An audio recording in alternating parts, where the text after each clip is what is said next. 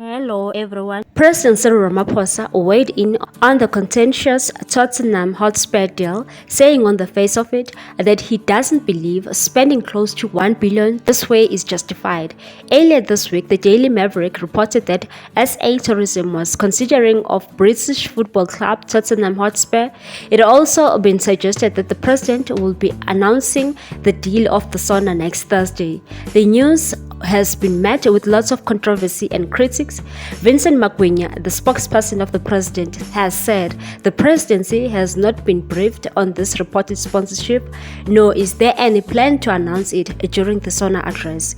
Even though the presidency has not been briefed, we do not think spending so much money in the manner that is being suggested will be justified.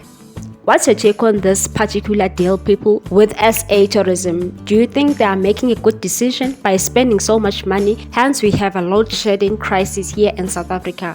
What's your take? Thanks for watching. Please subscribe for more news.